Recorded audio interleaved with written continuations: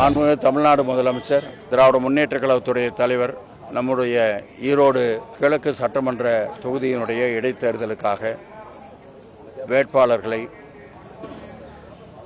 கேட்டவர்கள் அத்தனை பேரையும் தனித்தனியாக அழைத்து எல்லோருடைய ஒப்புதலையும் பெற்று நம்முடைய சந்திரகுமார் அவர்களை வேட்பாளராக அறிவித்திருக்கிறார்கள். நாங்கள் ஏறத்தாழ 9 வார்டுகளுக்கு நாங்கள் சென்றிருக்கிறோம்.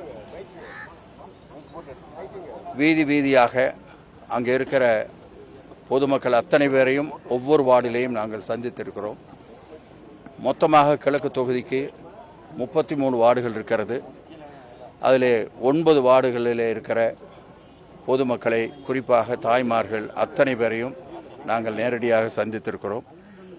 அவர்கள் மிகுந்த அன்பு காட்டி எங்களுக்கு மிகப்பெரிய ஒரு நம்பிக்கையும், மாண்புமிகு தமிழ்நாடு முதலமைச்சர் அவர்கள் கடந்த அவருக்கு கிடைத்த இந்த 3.5 ஆண்டு காலத்தில் செய்த பணிகளை அத்தனையும் அவர்கள் நினைவு கூறுகிறார்கள்.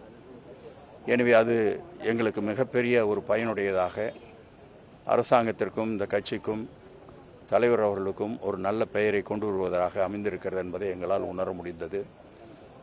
அதே போல் பல திட்டங்கள் நமக்கு இங்கே நம்முடைய மாவட்டத்தில் தலைவர் அவர்கள் செய்து கொடுத்திருக்கிறார்கள்.